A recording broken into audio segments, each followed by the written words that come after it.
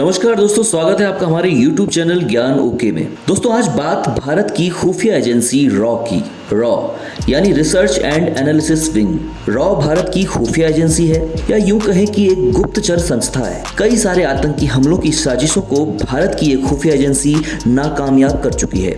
Raw का सिद्धांत है धर्मो रक्षति रक्षितः, जिसका मतलब होता है तुम धर्म की रक्षा करो, धर्म तुम्हारी रक्षा करेगा।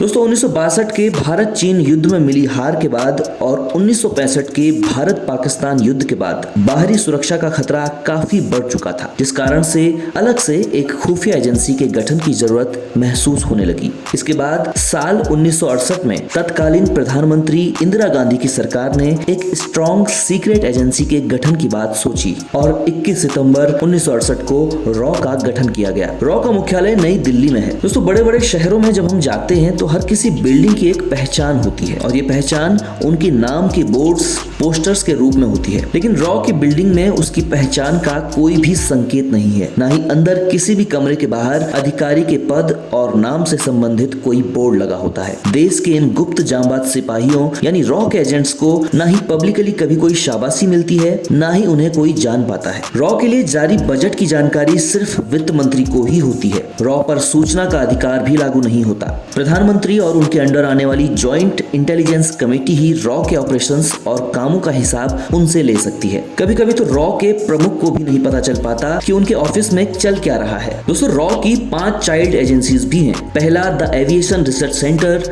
दूसरा नेशनल टेक्निकल रिसर्च ऑर्गेनाइजेशन, तीसरा इलेक्ट्रॉनिक्स एंड टेक्निकल सर्विसेज, चौथा रेडियो रिसर्च सेंटर और पांचवा स्पेशल फ्रंटलाइनर्स फ्रंट। रॉ के गठन से पहले जासूसी गतिविधियों का पता लगाने का जिम्मा आईबी के ऊपर होता था। आईबी यानी इंटेलिजेंस ब्यूरो। साल 1947 में स्वतंत्रता के बाद संजीव पिल्लई आईबी के पहले डायरेक्टर बनाए गए थे, लेकिन आईबी ज्यादा सही तरीके से काम नहीं कर पा रही थी, जिस कारण रॉ का गठन किया गया। रॉ के पहले डायरेक्टर चुने गए थे रामेश्वर नाथ काव। आईबी एक आंतरिक खुफिया एजेंसी थी जिसका काम भारत में ही होने वाली गतिविधियों पर नजर रखना था। दोस्तों पहले रॉ में काम करने वाले कर्मचारियों की संख्या करीब 250 थी, लेकिन अब रॉ में करीब 15,000 कर्मचारी काम करते हैं। रॉ में पहले आर्मी से जुड़े हुए लोगों को ही शामिल किया जाता था। इसमें शामिल होने के लिए उन्हें सबसे पहले कड़ी ट्रेनिंग दी जाती थी। अब रॉ में न सिर्फ आर्मी या डिफेंस से जुड़े लोगों को शामिल किया जाता है, बल्कि इसमें रुचि रखने वाले लोगों को भी कड़ी ट्रेनिंग देकर शामिल किया जाता है। रॉ का गठन अमेरिका की खुफिया एजेंसी CIA की तर्ज पर ही किया गया है। अमेरिका और इजराइल जैसी जगहों पर इनके अधिकारियों को ट्रेनिंग दी जाती है। रॉ में शामिल होने वाले एजेंट्स को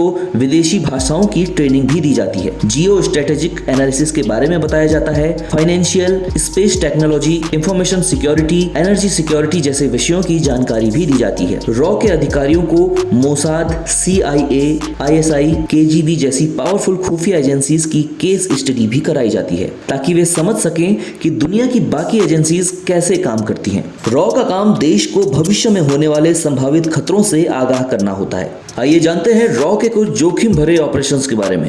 ऑपरेशन स्माइलिंग बुद्धा। साल 1974 भारत का पहला परमाणु परीक्षण राजस्थान के पोखरण में होना था। सरकार द्वारा कहा जा रहा था कि यह परमाणु परीक्षण शांतिपूर्ण होने वाला है, लेकिन पोखरण का यह न्यूक्लियर टेस्ट काफी बड़े व्यापक स्तर का था। इसे गुप्त रखने का जिम्मा रॉ को ही सौंपा गया था। 18 मई 1974 को जब ये न्यूक्लियर टेस्ट हुआ तो सारे पड़ोसी देश हक्के बक्के रह गए। ऑपरेशन मेघदूत। साल 1984 लंदन की एक कंपनी भारतीय फौजियों को ठंडे बर्फीले इलाकों में पहने जाने वाले कपड़े सप्लाई करती थी। इस कंपनी से रॉ के एजेंट्स को कुछ जानकारी मिली। उन्हें पता चला कि इसी कंपनी से पाकिस्तान भी वही सामान खरीद रहा है। मतलब साफ था कि पाकिस्तान सियाचिन ग्लेशियर पर कब्जा करना चाह रहा था। इस बात की सूचना रॉ ने तुरंत भारतीय सेना को दी। 13 अप्रैल 1984 को भारतीय सेना ने अपने जवान सियाचिन की चोटियों पर तैनात कर दिए। ऑपरेशन चाणक्य। इस ऑपरेशन में रॉ ने कश्मीर में ISI के एजेंट्स का पता लगाने का काम किया। साथ ही आतंकी संगठन हिज्ब उल मुजाहिदीन को 2 धड़ों में बांटने का श्रेय भी रॉ को ही जाता है। Operation Kahuta blueprint. 70 के दशक तक रॉ ने पाकिस्तान में अपना अच्छा खासा नेटवर्क बना लिया था। कहूता में एक परमाणु संयंत्र रिसर्च लेबोरेटरी है, जहां परमाणु हथियार और मिसाइलें बनाई जा रही थी। रॉ के एजेंट्स द्वारा कहूता में एक नाई की दुकान में आए वैज्ञानिकों के बालों का सैंपल चुरा लिया गया। इन बालों में विकिरणों की जांच की गई तो ये कंफर्म हो गया कि कहूता में प्लूटोनियम संशोधन संयंत्र में परमाणु हथियार बनाए जा रहे हैं। इजराइल उनके पूरे संयंत्र को बम से उड़ाना चाहता था। लेकिन तत्कालीन प्रधानमंत्री मोरारजी देसाई ने पाकिस्तानी जनरल जियाल उल हक को इस बारे में बता दिया कि उन्हें उनके गुप्त कहोता परमाणु संयंत्र के बारे में पता है। इसके बाद पाकिस्तान हरकत में आ गया और रॉ का नेटवर्क खत्म कर दिया गया। यह ऑपरेशन काफी जोखिम भरा था। साल 1999 में कारगिल युद्ध से पहले एलओसी पर होने वाली गतिविधियों की फोटोज रॉ ने उस वक्त के रक्षा मंत्री जॉर्ज फर्नांडिस को भेजे। तब भारतीय सैनिकों द्वारा वहां मौजूद दुश्मनों को खदेड़ने का काम किया गया।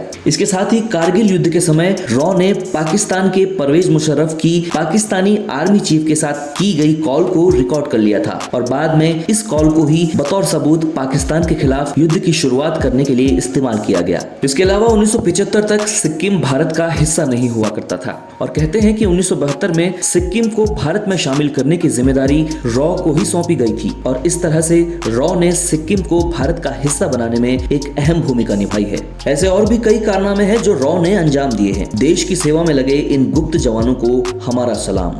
इस तरह की और भी नॉलेजेबल वीडियोस के लिए हमारे चैनल ज्ञान ओके को सब्सक्राइब जरूर करें, साथ ही बेल आइकन को प्रेस करना बिल्कुल न भूलें।